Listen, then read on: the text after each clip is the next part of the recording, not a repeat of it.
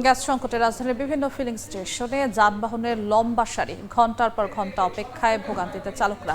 বিস্তারিত জানাতে এই মুহূর্তে রাজধানীর শেওড়াপাড়া সিএনজি স্টেশনে আছেন রিপোর্টার এম এ আজিম। সরাসরি যাচ্ছি তার কাছে। আজিম,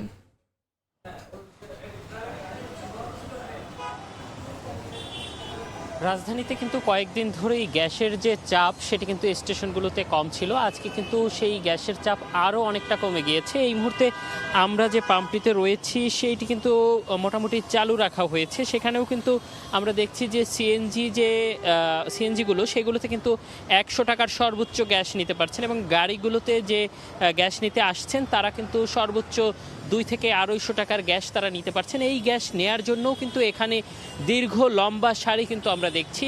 এই যে পাম্পটি এটি কিন্তু শেওড়াপাড়া মেট্রো স্টেশন ছাড়িয়ে একদম মেট্রো স্টেশনের পরেও কিন্তু গ্যাস নেওয়া যারা গাড়ি নিয়ে এসেছেন তারা কিন্তু গ্যাস নেওয়ার প্রত্যাশায় দাঁড়িয়ে রয়েছেন, এবং তারা কিন্তু বলছেন যে 4 থেকে 5 ঘন্টা এমনকি তারও বেশি সময় লেগে যাচ্ছে সিএনজি স্টেশনে পৌঁছাতে, এবং তারপরেও কিন্তু তারা আসলে কাঙ্ক্ষিত যে গ্যাস সেটি কিন্তু তারা পাচ্ছেন না। মাত্র 200 থেকে 250 টাকার গ্যাস তারা নিতে পারছেন, যা দিয়ে কিন্তু দিনভর যে গাড়িটি চলবে সেই অবস্থা হয় না, কারণ এর মধ্যেই তাদেরকে আবারও সিএনজি স্টেশনে ছুটে আসতে হচ্ছে। এবং চালকরা কিন্তু ক্ষুব্ধ হয়ে বলছেন যে আসলে একটি দাম বাড়ানোর পায়তারা কিন্তু তারা ইতিমধ্যেই শুনতে পেয়েছেন, এবং সেটি যদি হয়ে থাকে সেক্ষেত্রে এই যে ভোগান্তি সেটি তৈরি না করে আসলে দাম বাড়ানোর বিষয়টি তারা বলছেন যে দাম বাড়িয়ে হলেও যদি এই ভোগান্তি লাঘব করা যায় সেটির জন্য তারা প্রস্তুত, সেটি তারা বলছেন। এবং যদিও এই ধরনের অভিযোগকে সম্পূর্ণরূপে অস্বীকার করছেন সিএনজি স্টেশনগুলো, তারা যেটি বলছেন যে